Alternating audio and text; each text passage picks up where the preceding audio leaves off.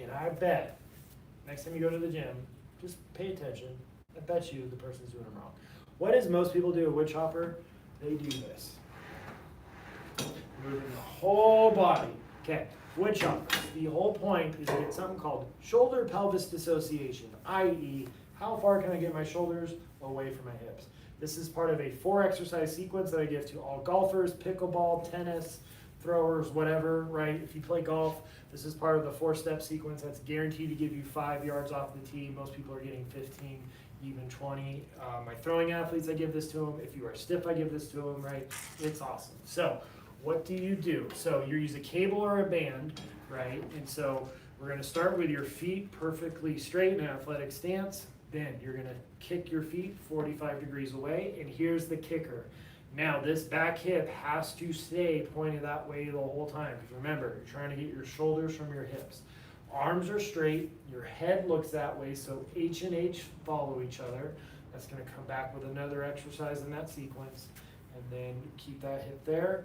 We're going to rotate and then control it back, but keep the hip. So, because you're keeping the hip forward, you're going to feel like you're a tube of toothpaste getting twisted. Not the most comfortable thing in the world, but really, really important. I also give this for rib cage complaints and issues, right? If you came in with a stuck rib that wasn't moving, what did we do after I adjusted you and maybe dry needle or newbie yeast in? We did rotation-based, manual, and then I gave you this. So again, feet start parallel, 45 degrees, hip stays there, arm is straight, no bending, head stays that way, and go. Now, make sure though, the cable or the resistance band isn't trapped on you. So if I'm way out here, the cable's on my arm, it takes some of the load away from your core. This is also a super sneaky way to work on hips and feet. Like there's a lot to like.